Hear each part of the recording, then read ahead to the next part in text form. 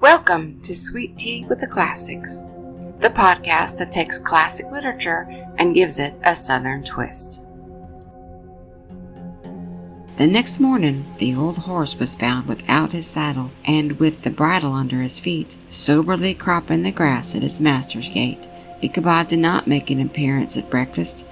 Dinner hour came, but no Ichabod. The boys assembled at the schoolhouse and strode idly about the banks of the brook, but no schoolmaster. Hans von Ripper now began to feel some uneasiness about the fate of poor Ichabod and his saddle. An inquiry was set on foot. After diligent investigation, they came upon his traces.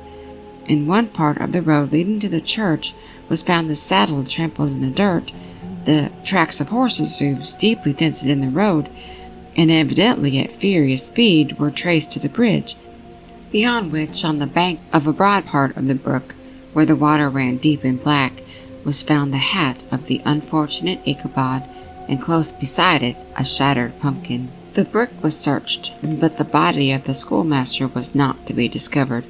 Hans von Ripper, as executor of his estate, examined the bundle which contained all his worldly effects. They consisted of 2 shirts and a half, 2 socks for the neck, a pair or 2 of worst stockings, an old pair of corduroy small clothes, a rusty razor, a book of psalm tunes full of dog's ears, and a broken pitch pipe. As to the books and furniture of the schoolhouse, they belonged to the community, excepting Cotton Mather's History of Witchcraft, a New England almanac, and a book of dreams and fortune-telling, in which last was a sheet of foolscap, much scribbled and blotted in several fruitless attempts to make a copy of verses in honor of the heiress of Van Tassel. These magic books and the poetic scrawl were forthwith consigned to the flames by Hans van Ripper, who from that time forward determined to send his children no more to school, observing that he never knew any good to come of this same reading and writing. Whatever money the schoolmaster possessed, he had received his quarter's pay but a day or 2 before. He must have had this about his person at the time of his disappearance. The mysterious event caused much speculation at the church on the following Sunday. Knots of gazers and gossips were collected in the churchyard, at the bridge, and at the spot where the hat and pumpkin had been found. The stories of Brower, of Bones, and a whole budget of others were called to mind, and when they had diligently considered them all and compared them with the symptoms of the present case, they shook their heads and came to the conclusion that Ichabod had been carried off by the galloping Hessian. As he was a bachelor and in nobody's debt, and nobody troubled his head any more about him, the school was removed to a different quarter of the hollow, and another pedagogue reigned in his stead. It is true, an old farmer who had been down to New York on a visit several years after, and from whom this account of the ghostly adventure was received, brought home the intelligence that Ichabod Crane was still alive, that he had left the neighborhood partly through fear of the goblin and Hans van Ripper, and partly in mortification at having been suddenly dismissed by the heiress, that he had changed his quarters to a distant part of the country, and kept school and studied law at the same time.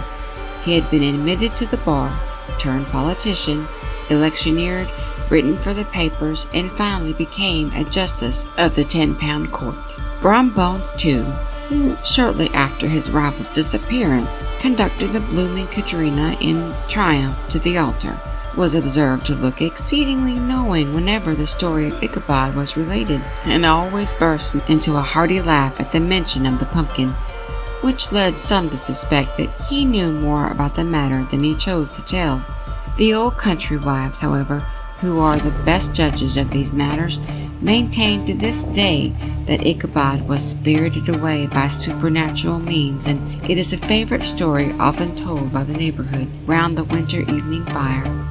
The bridge became more than ever an object of superstitious awe, and that may be the reason why the road has been altered of late years, so as to approach the church by the border of the mill pond. The schoolhouse, being deserted, soon fell to decay, and was reported to be haunted by the ghost of the unfortunate pedagogue, and the ploughboy, loitering homeward of a still summer evening, has often fancied his voice at a distance, chanting a melancholy psalm tune among the tranquil solitudes of Sleepy Hollow.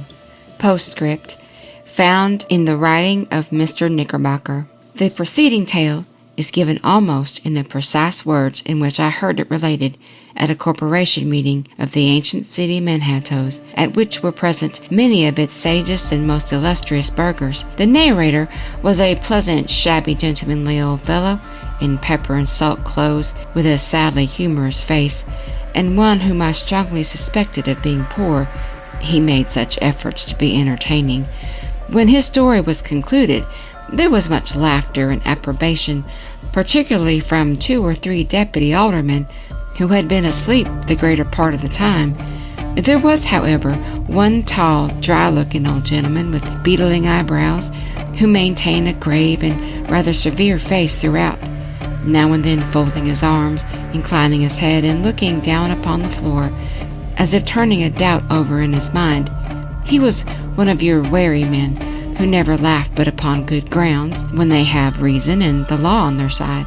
When the mirth of the rest of the company had subsided, and silence was restored, he leaned one arm on the elbow of his chair, and sticking the other akimbo, demanded, with a slight but exceedingly sage motion of the head and contraction of the brow, what was the moral of the story, and what it went to prove. The storyteller, who was just putting a glass of wine to his lips as a refreshment after his toils, paused for a moment, looked at his inquirer with an air of infinite deference, and lowering the glass slowly to the table, observed that the story was intended most logically to prove that there is no situation in life but has its advantages and pleasures, provided we will but take a joke as we find it. That, therefore, he that runs races with goblin troopers is likely to have a rough riding of it. Ergo, for a country schoolmaster to be refused the hand of a Dutch heiress is a certain step to high preferment in the state.